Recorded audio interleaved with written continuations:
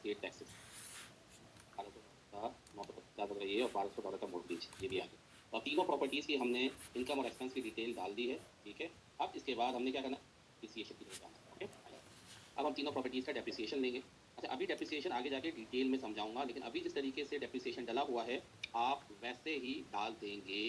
अब जैसे मिसाल के तौर पर मैंने कहा ये प्रॉपर्टी है, ओके, डाल दिया। प्रॉपर्टी का नाम कहाँ जाएगा, हमने हमेशा देखा हम स्केड्यूल सी में लेके जाते हैं, लेकिन अभी रेंटल प्रॉपर्टीज़ का जो रेंट होता है, भले कमर्शियल हो या रेजिडेंशियल हो, ये जाता है स्केड्यूल ई के अंदर, ठीक है। जब आप स्केड्यूल ई सेलेक्ट करेंगे तो जो आपने वहाँ पे डिस्क्रिप्शन दी होगी वही उठा लेगा। ये लेनी बिल्डिंग है, कब आपने डेट प्लेस्ड इन सर्विस, ठीक है। तो अभी हमारे पास कोई डिटेल नहीं, तो हम अज्यूम यही कर रहे हैं कि 2012 में प्लेस हुई थी। अदरवाइज यहाँ पे जो डेट प्लेस इन सर्विस होगा वो आप डालेंगे, वो आगे जाके डेप्रिसिएशन में और इसकी कॉस्ट डाल दी हमने। इसके बाद एक एक चीज़ इसलिए बता रहा हूँ क्योंकि जब आप अपनी, क्योंकि ये हम हार्ड फॉर्म में तो आपको देंगे नहीं, वीडियो देंगे, तो वीडियो में आपके एक एक चीज़ आपके पास क्लियर होनी चाहिए। तो ये आपने डला हुआ है। इसके बाद आपने टू डाल देना है कि आपको स्पेशल डेप्रिसिएशन नहीं चाहिए, ओके। इसके बाद कॉस्ट बेसिस से आपने कॉस्ट डाल दी। फिर यहाँ पे MACRS। अब MACRS में आपने क्या करना है कि 27.5 का डेप्रिसिएशन लेना है। क्यों? क्योंकि अगर रेजिडेंशियल प्रॉपर्टी होती है तो रेजिडेंशियल प्रॉपर्टी का जो डेप्रिसिएशन होता है स्ट्रेट लाइन बैलेंस मेथड के ऊपर 27.5 सालों पे होता है, ओके। और अगर कमर्शियल प्रॉपर्टी होगी तो कमर्शियल प्रॉपर्टी का डेप्रिसिएशन होगा 39 सालों में, जिसे हम कहते हैं 39 ईयर्स में, ओके। तो ये फर्स्ट प्रॉपर्टी है। आगे चलते हैं, सेकंड प्रॉपर्टी को किस तरीके से डील करना है। एक मिनट खामोश हुआ हूँ मैं। खामोश होने से पहले आप लोगों को देना पड़ता है साइन कि खामोश हुआ हूँ, वरना लोग मुझे पता में अच्छा जी, अब दूसरी प्रॉपर्टी है। दूसरी प्रॉपर्टी की डिस्क्रिप्शन डाली आपने, ठीक है। यही आप स्केड्यूल सी में लेके जाएंगे। जैसे स्केड्यूल सी में लेके जाएंगे, LOV आ जाएगी। LOV पीछे से स्केड्यूल सी उठाएगी। अगर मैं स्केड्यूल ई कर दूँ, उसके सी कर दूँ, तो ऑटोमेटिकली पीछे कुछ भी नहीं है। तो दैट्स वाई आपको जगह बतानी होती है कि कहाँ जाएगा एक्सपेंस, और इन्होंने उठा लिया। कैटेगरी में आती है, ठीक है। कब डाली थी हम, ये 85,200 होता है। ये एक्यूमुलेटेड डेप्रिसिएशन, लेकिन एक्यूमुलेटेड डेप्रिसिएशन है नहीं यहाँ पर। अच्छा जी, अब बिल्डिंग आ गई, डेट आ गई। आपने यहाँ टू लिख देना है कि हमें स्पेशल डेप्रिसिएशन या बोनस डेप्रिसिएशन नहीं चाहिए। आपने कॉस्ट डाल दी, फिर आपने 27,560 डाल दिए, ओके। चलो, ये हो गया डेप्रिसिएशन प्रॉपर्टी नंबर 2 का। आइए प्रॉपर्टी नंबर 3 का डेप्रिसिएशन देख लेते हैं।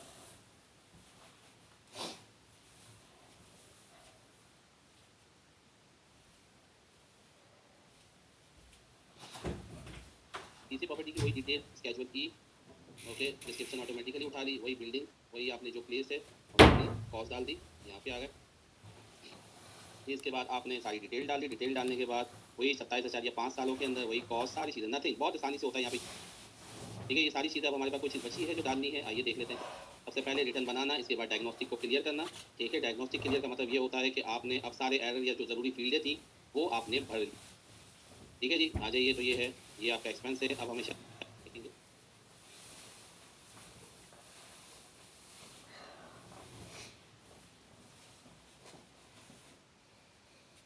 अच्छा जी, 1 मिनट में होल्ड कीजिए, मुझे एडमिन ने एप्रिसिएशन दिए।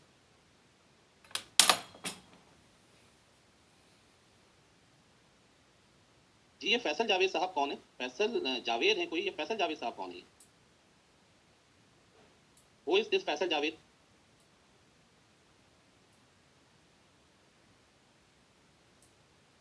फैसल जावेद साहब ये कौन है? काइंडली प्लीज अपने आप को अनम्यूट कीजिएगा और बताइएगा। फैसल जावेद, ये फैसल जावेद साहब कौन है? काइंडली प्लीज अपने आप को अनम्यूट कीजिए। आखिरी दफ़ा आपसे रिक्वेस्ट कर रहे हैं कि फैसल जावेद साहब, आप हमारे पास रजिस्टर्ड नहीं है कोई, तो काइंडली प्लीज़ ये फैसल जावेद साहब कौन है? ठीक है जी, इनको रिमूव कर दिया गया है, थैंक यू सो मच। अब खुद चले गए ये फैसल जावेद। आई रियली, ये काइंडली प्लीज़ आपसे कि ये जो दिया जा रहा है सिर्फ आपके पढ़ने के लिए दिया जा रहा है। ये फैसल जावेद साहब खुद चले गए हैं, तो I request all of you, kindly please किसी से लिंक शेयर ना कीजिए। ये जिनके जो लोग हैं उन्हीं के लिए है और किसी के लिए ये नहीं है। I request all of you, thank you so much. चलिए हम अपने टॉपिक की तरफ चलते हैं। अच्छा जी, ये प्रॉपर्टी भी डाल दी हमने, ओके। आगे चलते हैं। अब हमने रिव्यू करना है। हमारे पास और कोई चीज़ है, देख लेते हैं। सिनेरियो नंबर 7 के अंदर और कोई चीज़ है? नहीं है। अब रियल एस्टेट प्रोफेशनल ज़रूर पढ़िएगा, शॉर्ट टर्म रेंटल ज़रूर पढ़िएगा। तो मैं टॉपिक दूंगा, ये आप ज़रूर, ये कोर्स का पार्ट नहीं है क्योंकि ये पूरी पूरी बहुत बड़ी फील्ड्स हैं और ये प्लानिंग के पर्सपेक्टिव से ये प्लानिंग के पार्ट हैं। Real estate professionals and short term rentals, ये बहुत ज़बरदस्त चीज़ें हैं। तो और यूएस के अंदर ये दोनों शॉर्ट टर्म रेंटल बहुत ज़्यादा चल रहा है। तो I will suggest all of you, इसको कोर्स का पार्ट नहीं है ये। क्यों? क्योंकि ऑब्वियसली बात है, एक स्पेसिफिक टाइम में स्पेसिफिक चीज़ें करवाई जाती हैं। तो लेकिन आपकी लर्निंग के लिए हमेशा मैं इसलिए बता देता हूँ ताकि आपकी नॉलेज में इजाफा हो। आगे से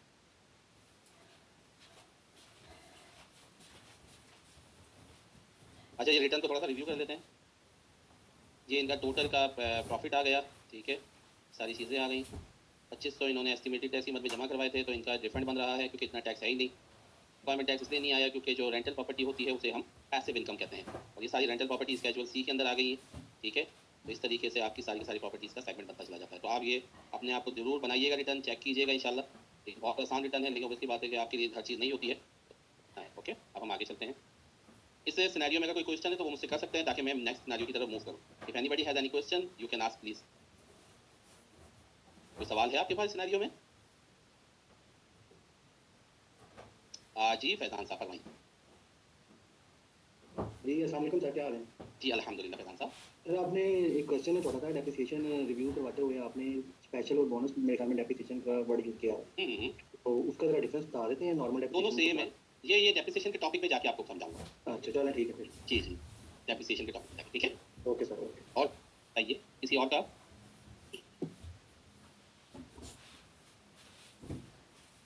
कोई सवाल है किसी का? चलिए मूव करते हैं आगे। अपने आप को अनम्यूट म्यूट कर लीजिए kindly please. Thank you.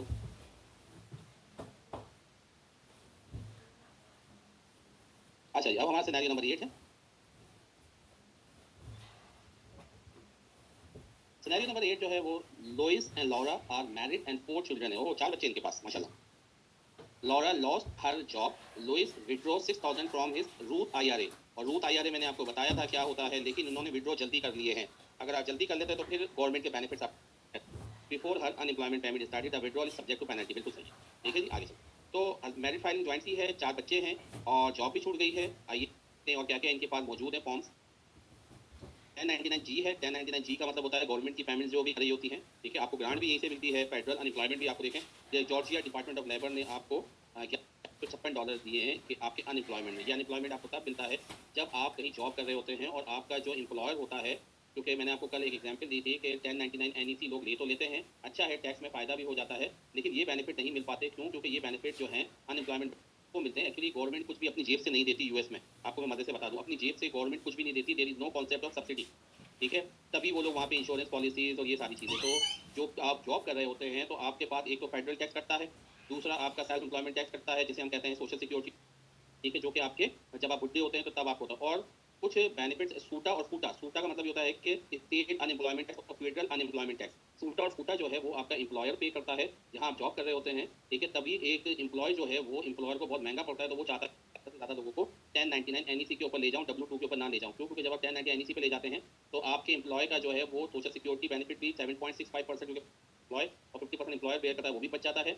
Medicare भी बच जाता है आपका, और आपका ये सेल्फ एम्प्लॉयमेंट जो ये सूटा और सूटा की जो पेमेंट होती है ये भी बच जाती है। क्यों? क्योंकि ये एम्प्लॉयर जब जमा करवाता है तो जो स्टेट डिपार्टमेंट होता है और फेडरल डिपार्टमेंट होता है वो इसको इंश्योरेंस पूल में डाल देते हैं और फिर उस इंश्योरेंस पूल से आपको ये पैसे मिलते हैं। तो ऐसा नहीं है कि कोई भी वहाँ पे जॉब किसी की कोई भी बेरोजगार हो जाए तो वहाँ पे सबको ये बेनिफिट मिलता शुरू हो जाए, ऐसा कुछ भी नहीं है जनाब। आप देंगे तो आपको मिलेगा, वरना ऐसा होता तो वहाँ पे यूएस की सड़कों पे चरसी ना बैठे हुए होते, मजे से आराम से उनको चरस के लिए सब कुछ मिल रहा होता, ठीक है। अगर ऐसा होता तो वहाँ पे जो बेरोजगार लोग हैं वो स्नैचिंग नहीं कर रहे होते, गाड़ियों के अंदर साल होते हैं, उनको साल के अनएम्प्लॉयमेंट की अमाउंट मिल रही है। तो ठीक है ना, तो इसलिए का कॉन्सेप्ट आपका बना रहा हूँ।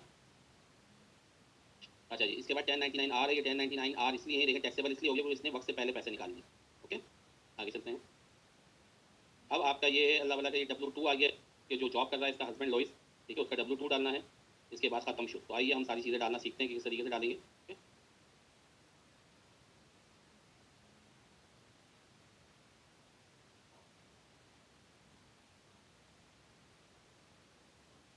लॉइस फार्मर।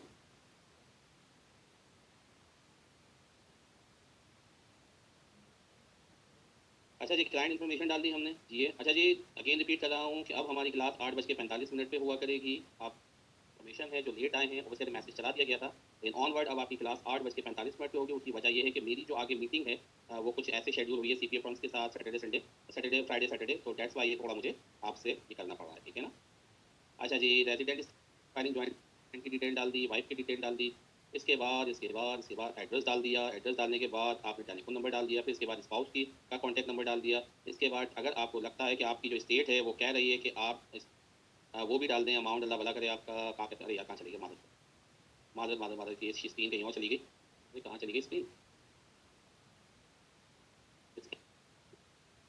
अच्छा जी, तो अगर आपका स्टेट कहती है कि भाई आप लोग की कोई आइडेंटिफिकेशन भी मुझे जमा करवाइए, तो फिर आप स्टेट आईडी या ड्राइविंग लाइसेंस भी डाल देंगे। सबसे पहले क्लाइंट की इन्फॉर्मेशन, इसके बाद डिपेंडेंट की इन्फॉर्मेशन हम डालेंगे। डिपेंडेंट में 4 बच्चे हैं। नंबर 1 ब्लैक की इन्फॉर्मेशन डाल दी, ब्लैक फार्मर, उसकी सोशल कर दी, मैं सारा डिटेल डाल दी। फिर इसके बाद जैकरी लिखा हुआ क्या लिखवा दूंगा भाई, मेरी बड़ी स्पेलिंग की बड़ी मसले यार। वो डाल दिया, सन के सोशल सिक्योरिटी नंबर। फिर इसके बाद कैली की इन्फॉर्मेशन डाल दी, ठीक है। फिर इसके बाद एमी की इन्फॉर्मेशन डाल दी। ये तीनों बच्चों की इन्फॉर्मेशन 1 बाय 1 डालेंगे और ये प्लस करते चले जाएंगे यहाँ से और ये इन्फॉर्मेशन डलती चली जाएगी। एस्टिमेटेड टैक्स की कोई पेमेंट नहीं है। आप सबसे पहले W2 डाल देते हैं, लेकिन हमेशा याद रखा करें इस सीक्वेंस को फॉलो ना किया करें। हमेशा जो डॉक्यूमेंट दिया हुआ है ना उस डॉक्यूमेंट को फॉलो कर लिया करें। छोटी चीज़ें आप जैसे अगर आप ऐसे करेंगे तो फिर आपका ये कि आप नीचे जाएंगे, फिर पता चला ऊपर वाला डॉक्यूमेंट डाला है नहीं डाला। तो कोशिश तो एक जगह लेके आ जाए, क्योंकि आपको डॉक्यूमेंट ऐसे सीक्वेंस में नहीं मिलेंगे, आपको पूरी लाइन मिलेगी। तो आपको हर डॉक्यूमेंट को एक एक दफा जाके देखना पड़ेगा। और फिर ये समझिए एक तरीके का वर्क पेपर बना हुआ है। वर्क पेपर क्या होता है, बात सीपीए फर्म्स क्या करती हैं, वो आपको ऑर्गेनाइजर अलग दे दिया, डॉक्यूमेंट अलग दे दिया, सब डिटेल अलग दे दी, तो फिर वो कहते हैं वर्क पेपर ही बना दे। तो वर्क पेपर कुछ नहीं होता। आपने जब रिटर्न बना दिया तो सबसे पहले रिटर्न की कॉपी लगा दी और सारे के सारे डॉक्यूमेंट को मर्ज कर दे, तो वो आपको पीडीएफ मर्ज का ऑप्शन देते हैं। तो एक लाइन पे जैसे इस तरीके से डॉक्यूमेंट आया हुआ है ना, तो इस तरीके से ऑर्गेनाइजर लगा हुआ है, ये सारे डेटा लग गया, तो ये एक तरीके का पूरा वर्क पेपर बना हुआ है, ठीक है। आगे चलो, तो आप सबसे पहले इसी को ले लिया करें। तो अब जैसे ये कि मेरा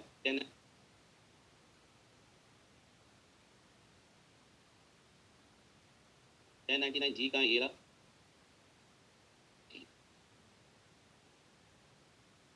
अच्छा जी, सबसे पहले आपने डाल दिया कि किसने दिया है, जॉर्जिया ने दिया है, उनके आइडेंटिफिकेशन नंबर, उनका एड्रेस वगैरह किसने दिया है, किसको दिया है, तो ऑटोमेटिकली आ गया, ठीक है। और इसके बाद अमाउंट डालें, टोटल अमाउंट रिसीव अनएम्प्लॉयमेंट का, ओके। आगे चलो, ये डाल दिया आपने, किसने दिया है, किसको दिया है, और ये हमेशा ईयर देख लिया करें। और जो रेसिपेंट है सोशल सिक्योरिटी के इधर तो शुरू के 3 डिजिट्स हैं, जो अगर एक्चुअल डेटा आ रहा होता है उस एक्चुअल डेटा के अंदर आखिरी के 4 डिजिट शो हो रहे होते हैं, ठीक है। कभी भी शुरू के डिजिट शो नहीं होते। इसके बाद हमने डाल दिया आपका 1099R डालेंगे।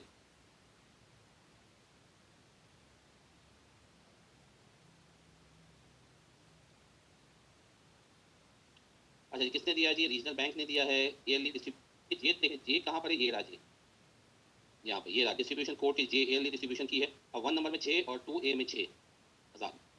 अब आपने क्या करना है, इसको ओपन कर। अब किसने दिया है और क्या दिया, 1 में 6,000, 2 में 6,000, 2 में, और यहाँ पे एम्प्लॉय कंट्रीब्यूशन, ये जो भी है जो आपने अमाउंट यहाँ पे लिख दिया। इसके बाद वो कह रहा है कॉलम नंबर 7 में जे को सिलेक्ट करो, ठीक है।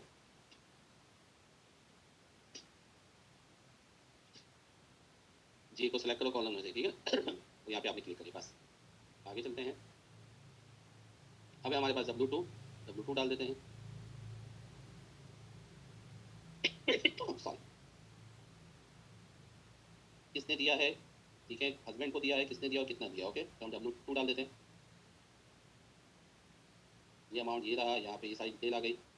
हस्बैंड का है तो और तो कितनी करेंगे, बाकी वही 43689 आपने डालना हुआ है। लेकिन मैं इस वीडियो इसलिए उसके बाद हर कॉलम को दिखा रहा होता हूँ, क्योंकि ऑब्वियसली बात है, जो लोग नए होते हैं और जो पुराने माशाल्लाह करते हुए आ रहे हैं पहली क्लास से, उनके लिए इतना मसला नहीं होगा। अब अलहमदिल्ला इतना उनकी समझ कि वो क्या है क्या नहीं है, ठीक है। तो ये अब आप कॉलम्स के हिसाब से डेटा डालते रहिए, ओके। ये रहा, जिस कॉलम में जो टिक करना है, जिस कॉलम में जो डालना है, वो यहाँ पे देख कर डालते रहिए। बड़ा सिंपल सी चीज़, ठीक है जी। यहाँ पे आपने सारी डिटेल डाल दी, सब कुछ डाल दिया, खत्म, ओके।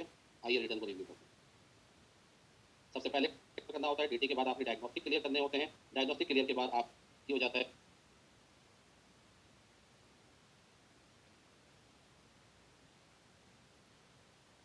ठीक है। ये 4 बच्चे, 2 देखे सन की कैटेगरी में चलेगा, 2 नॉन उसके अंदर चलेगा। तो इसका मतलब है ये 4,000 इसका मिलेगा और 5,000, तो 5,000 का टोटल क्रेडिट मिलेगा। अगर इतना टैक्स होगा तो 3,000, तो 3,000 इनका मिल गया, ठीक है, चाइल्ड टैक्स क्रेडिट। बाकी चला गया आपका फेडरल कैलकुलेट हुआ है, बाकी 1099 पे हुआ है। और आपको एडिशनल चाइल्ड टैक्स क्रेडिट मिल गया। और आपकी इनकम इतनी कम है, 4 बच्चे, तो $521 का आपको अन इनकम टैक्स क्रेडिट भी मिल गया, जो कि रिफंडेबल है। और एडिशनल चाइल्ड टैक्स क्रेडिट भी मिल गया आपको, ठीक है। तो आपको तकरीबन $6,284 का रिफंड आ गया और 21 दिन के अंदर रिफंड आपके अकाउंट में आ जाता है। तो यहाँ तक तो हमारे सारे सिनेरियोज कंप्लीट हो गए हैं, ओके। आगे चलिए। अगर इस सिनेरियो में कोई क्वेश्चन है तो काइंडली प्लीज मुझसे कर लीजिए, फिर हम डेप्रिसिएशन की तरफ मूव करते हैं। जी मेहदी हैदरी साहब, एक मिनट, मैं आपको अनम्यूट की इजाजत दे दूँ। जी हैदरी साहब फरमाइएगा। अस्सलाम वालेकुम सर। वालेकुम। सर मेरा 2 सवाल है सर। सबसे पहला सवाल यही है सर कि वो 1099 आर सर, जो इसका पेनल्टी था सर, वो मतलब वो पेनल्टी वहाँ पर शो नहीं होगा, वो बिहाइंड द सीन मतलब सिस्टम कैलकुलेट करेंगे? नहीं, वो तो अगर फॉर्म में नहीं दिया हुआ तो नहीं हो रहा। वो अगर ऑर्गेनाइजर में डाल दिया है तो ऑर्गेनाइजर में डाल दिया, लेकिन अगर फॉर्म में जो चीज़ें बालों का लिख दिया जाता है, हो सकता है ऑर्गेनाइजर में ना हो। सही है सर। फॉर्म में जो है वो हम देखेंगे। बिल्कुल सही है सर। और इसके अलावा सर ये दूसरा मतलब कि अनएम्प्लॉयमेंट कंपनसेशन के बारे में सर थोड़ा अगर गाइड करेंगे सर, वो समझ में नहीं आया सर। अच्छा, होता क्या है कि जब आप कहीं जॉब करते हैं ना, तो ये 2000 जॉब करते हैं, तो गवर्नमेंट ने, यूएस गवर्नमेंट ने एम्प्लॉयर को ये रिस्पॉन्सिबिलिटी दे दी कि जनाब आप इसकी सैलरी में से तो नहीं कटेगा, आप अपनी पॉकेट से एज एम्प्लॉयमेंट कॉस्ट, क्योंकि बहुत छोटी सी होती है, चाहे 70 या $100 होती है साल की, चाहे जितनी होती है जो पैरोल कटे हो, तो वो आप है ना हर साल पर एम्प्लॉय स्टेट को देंगे और पर एम्प्लॉय आप इनको देंगे, अल्लाह वाला फेडरल को। इससे फायदा क्या होगा कि अगर बंदे की जॉब छूट जाए, मिसाल के तौर पर 2021 में डाउन साइजिंग में लोगों को करनी पड़ी, तो डाउन साइजिंग जब करनी पड़ी तो लोग तो हो गए बेरोजगार, हालांकि उनका ना कसूर है ना कुछ है। तो अगर वो उनका कसूर नहीं है और एम्प्लॉयर की वजह से वो फिर एम्प्लॉयर बेयर नहीं कर पाया, तो अब उनके लिए तो मसला हो गया। तो लोग वो क्या करते हैं कि ये जो पैसे एम्प्लॉयर जमा करवाता है ये एक पूल में डाल दिया जाता है, जो कि इंश्योरेंस पूल होता है गवर्नमेंट की तरफ से। तो फिर उस पूल में से आपकी जो सैलरी देखी जाती है कि आपकी सैलरी कितनी है, उस हिसाब से ये आपको 2 महीने 4 महीने का देते हैं। ये है इसका अनएम्प्लॉयमेंट का। सही है sir, thank you sir, thank you. नहीं तो जो लोग वहाँ पे कहते हैं ना यार वहाँ तो बेरोजगार हो जाए तो वो भी मिलता है खर्चा पानी, तो भाईजान ऐसा कुछ भी नहीं है, हर चीज़ के वहाँ पे पैसे हो। बिल्कुल सही है सर, थैंक यू सर। नहीं, लेकिन यार जो भी बात है भाई, that is the land of opportunities. बस सिंपल मैं कहूँगा, अगर किसी को मौका मिले भाई, I will not say anything कि आप लोग ना जाएं, ऐसा ऐसा जी, अगर मिलता है मौका तो चले जाइए। आज जो नताशा वाला केस हुआ उसके बाद तो मुझे डर ही लग रहा होता है भाई, चले जाओ। ये आप कोर्स सीख रहे हैं तो बिलीव कीजिए बाखुदा कि अगर आप ये कोर्स सीख रहे हैं तो आप I give you the guarantee कि आपको, अगर आप जल्दी में लोग जो चले जाते हैं और फिर बोलते हैं यार ठीक है पहले अगर जॉब नहीं मिलनी तो पेट्रोल पंप पे अगर काम करने की, तो आपको बहुत खुदा की ये काम करने, ये कोर्स के बाद आप अगर थोड़ी सी मेहनत करें तो आप किसी भी जगह पे जाके आपको पेट्रोल पंप पे जॉब नहीं करनी पड़ेगी यूएस में। आपको अल्टीमेटली अच्छी जॉब, अच्छी तो नहीं खैर, आपको एटलीस्ट इतनी मिल जाएगी, आपका घर चल जाएगा वहाँ पर। ठीक, अच्छा ये और कोई क्वेश्चन है तो प्लीज़ मुझे बताइए ताकि मैं डेप्रिसिएशन को थोड़ा सा स्टार्ट कर दूँ।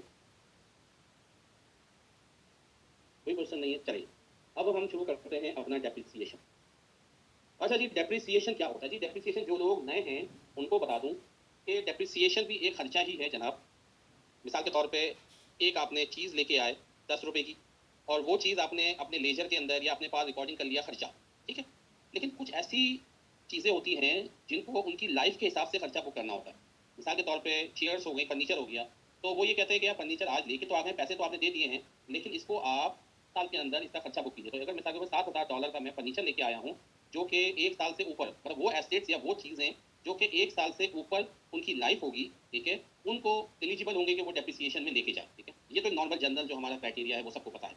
अगर उस साल से ज़्यादा है तो आप उसको डेप्रिसिएशन कर देते हैं, और जो उसकी लाइफ होती है उस हिसाब से आप उसको, $7,000 का मैंने खरीदा है और 7 साल, ये मेरे को पता है कि 7 साल फर्नीचर चलेगा, तो मैं 7 साल में डिवाइड कर दूंगा, तो हर साल में $1,000 का खर्चा बुक करता जाऊंगा, जिससे मैं डेप्रिसिएशन एक्सपेंस करूँ।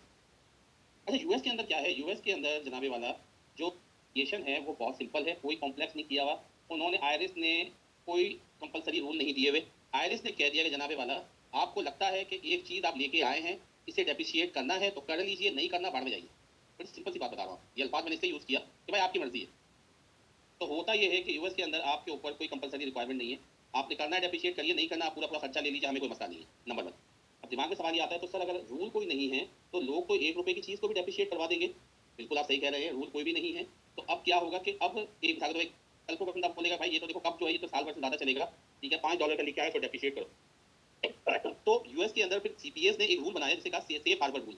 सेफ हार्बर रूल क्या कहता है, वो ये कहता है भाईजान अगर प्रॉपर्टी की वैल्यू, एसेट की वैल्यू, मैं मात्र प्रॉपर्टी कह रहा हूँ, अगर एसेट की वैल्यू $2,500 से ज़्यादा तो आप इसे डेप्रिशिएट कर लीजिए, कि अगर $2,500 से नीचे है तो आप उसे एक्सपेंस आउट कर दीजिए। अच्छा कुछ कंपनीज आ गई वो कहती है भाई ये जो आपने सेफ हार्बर रूल बनाया ये तो हम तो मिसाल के तौर पे बहुत, हमारे पास तो 2500 तो कोई मायने नहीं रखता, हमारे पास तो एसिड ही मिनिमम $5,000 $10,000 का होता है, तो अब हम तो बढ़ जाएंगे, मतलब ये तो तुम तो उन्होंने कह दिया ठीक है भाई सेफ हार्बर रूल $5,000 का कर लीजिए, ठीक है। तो ऐसी कोई वो नहीं है, ठीक है। यूएस के अंदर आपने डेप्रिसिएशन करना है तो करें, नहीं करना नहीं करें, लेकिन लोग इसको फॉलो करते हैं, ठीक है। ये मैंने आपको बिल्कुल ब्रॉडर पिक्चर बता दी, आप जाएँ तो आप जाके वहाँ पे देख लीजिएगा, ठीक है। लेकिन यूएस के अंदर चीज़ों को डेप्रिशिएट तो नॉर्मल रूल है, लेकिन हमने फिर जो गैप के रूल्स हैं वो भी देखने पड़ते हैं, ठीक है ना, ऐसा नहीं है कि आप नहीं दो, ठीक है। तो ये नॉर्मली एक नॉर्मल कॉन्सेप्ट है। अब यूएस के अंदर होता क्या है, वहाँ पर एक अथॉरिटी है, रूल्स है MACRSS, modified accelerated cost recovery system. Modified accelerated cost recovery system क्या कहता है, वो ये कहता है भाई मैं जो है ना वो डेप्रिसिएशन के रूल बनाऊंगा। उन्होंने कहा ठीक है बना लो। तो डेप्रिसिएशन के रूल्स वहाँ पे क्या है कि modified accelerated cost recovery system, वो ये कहता है कि मैं बताऊंगा कि कौन सा एसेट कितने साल में डेप्रिशिएट होगा।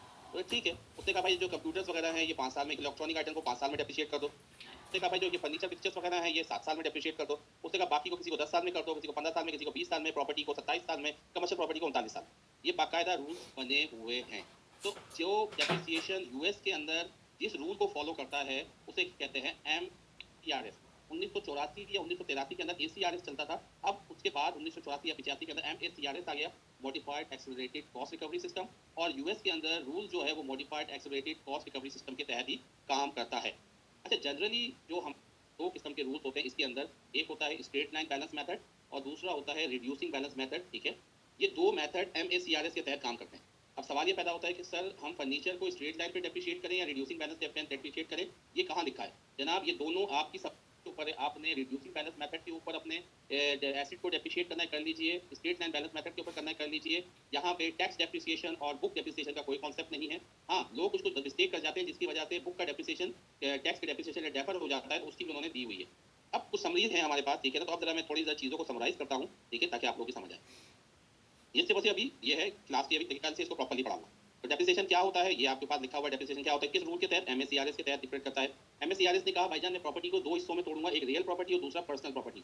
रियल प्रॉपर्टी और पर्सनल, रियल प्रॉपर्टी का मतलब होता है कि लैंड एंड बिल्डिंग्स, ठीक है, और पर्सनल प्रॉपर्टी का मतलब होता है मशीनरी, इक्विपमेंट एंड कंप्यूटर। ये घर वाली प्रॉपर्टी नहीं है भाई, जो आपके ऑफिस के अंदर जो कंप्यूटर, मशीनरी, ऑटोमोबाइल्स वगैरह यूज हो रहे हैं, उन्हें पर्सनल प्रॉपर्टी कह दिया MACRS के तहत। तो अब जब भी आप देखेंगे पर्सनल प्रॉपर्टी, तो आपके माइंड में ऑफिस के अंदर या कमर्शियल प्रॉपर्टी जो है उसके अंदर जो एसेट्स है उसको पर्सनल प्रॉपर्टी कहा जा रहा है, और जो मेरी लैंड और बिल्डिंग, घर की नहीं, जो मेरी कमर्शियल लैंड और कमर्शियल बिल्डिंग है उसे रियल प्रॉपर्टी। डेप्रिसिएशन जो है वो आपकी पर्सनल प्रॉपर्टीज के ऊपर नहीं होता, हर उस एसेट के ऊपर होता है या उस प्रॉपर्टी के ऊपर होता है डेप्रिसिएशन जो कमर्शियल पर्पस के लिए यूज होती है। मिसाल के तौर पर मैं लैपटॉप घर पे लेके आया, ठीक है, अब ये लैपटॉप मेरे जो ऑफिस का लैपटॉप है मैं घर पे भी यूज करता हूँ, खर्चा बुक करने नहीं बैठ जाऊंगा डेप्रिसिएशन। हाँ, अगर ये लैपटॉप मैं ऑफिस के लिए भी यूज करता हूँ, घर के लिए भी यूज करता हूँ और बिजनेस के लिए भी यूज करता हूँ, तो फिर मैं प्रोपोर्शन निकाल के जो प्रोपोर्शनेट होगा वो मैं डेप्रिशिएट करूंगा। तो हर वो एसेट या वो प्रॉपर्टी जो कमर्शियल पर्पस के लिए यूज होगी उसको डेप्रिसिएशन के पर्पस में देखा जाएगा। आपकी अपनी घर की या पर्सनल यूज की प्रॉपर्टी को डेप्रिसिएशन के मद में नहीं देखा जाएगा, ठीक है। जैसे हमने मिसाल ली थी होम ऑफिस डिडक्शन की, तो होम ऑफिस डिडक्शन में क्या होता था कि आप जो आपकी पर्सनल, यदि आपका घर जो है 3 कमरे जो हैं वो पर्सनल यूज में थे और एक कमरा जो था वो कमर्शियल यूज में था, तो 3 कमरों का डेप्रिसिएशन नहीं लिया था हमने, एक कमरे का अलग से जो कमरा था उसका डेप्रिसिएशन लिया था, ठीक है। अच्छा जी, अब आगे आके टाइप्स ऑफ प्रॉपर्टी, 3 साल में ये प्रॉपर्टी डेप्रिशिएट होंगी, 5 साल में ये होंगी, 7 साल में ये होंगी, 10 साल में ये होंगी, 15 साल में ये होंगी, ठीक है। आगे चलते हैं। अब अगेन वही बात है कि मैंने कहा था कि